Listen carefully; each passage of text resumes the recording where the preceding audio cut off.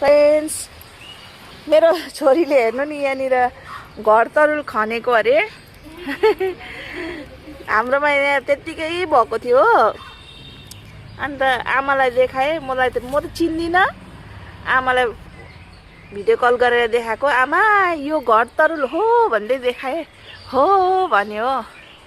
अन्त मेरो छोरीले चाहिँ अन्त खन्दैछ भोलि खानुको लागि। हेर्नुहोस्, मेरो छोरीले खन्दैछ घर तरुल अरे यो। कत्रो रहेछ। पुरा खन्नुपर्छ, त्यसो भए त्यसो नभाचिन्छ। होइन हौ, मजाले खन्न पहिला। हेर्नुहोस् कस्तो जग्गामा भएको छ। यहाँ नरियलको बोट छ। अब यो त म त बुढी हुँदा तिमीहरू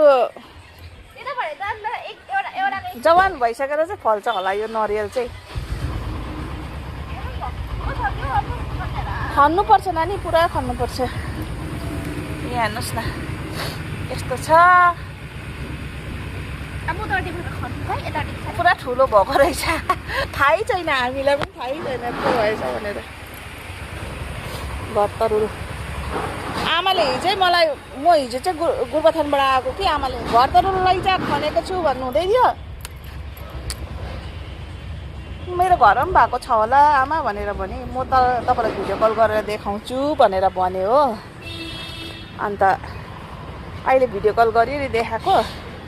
आमाले हो त यही हो घर तरुल, खन्न नि त भनेर भन्नुभयो। अन्त चाहिँ खनेको। म त अलिक बिसन्चीले गर्दाखेरि खन्नु सकेन। छोरीलाई लु नानी खन त हेरौँ भनेर। हेर्नु नि हारैले खन्दैछ यसले। त्यहाँनिर उयो छ त बहिनी, त्यसले हल्का हल्का साइडबाट उयो गर न। कत्रो भएछ हेर्नुहोस् न। बुन आमा कत्रो ठुलो भएछ हेर्नुहोस् न। त्यो चुटाउनु पर्छ त माथिको बोट। अरे काट्नुपर्छ, के साह्रो बदमासी गरेको बुनो। काट जाऊ, चक्कु लिएर आऊ। त्यत्रो तेरो हिम्मत छ। आम्मामा हो रहेछ। शक्ति त मेरो छोरीको पनि पुरै रहेछ है। हेर्नुहोस् है कत्रो बढे रहेछ हेर्नुहोस् न है। यही घर तरुल हाम्रो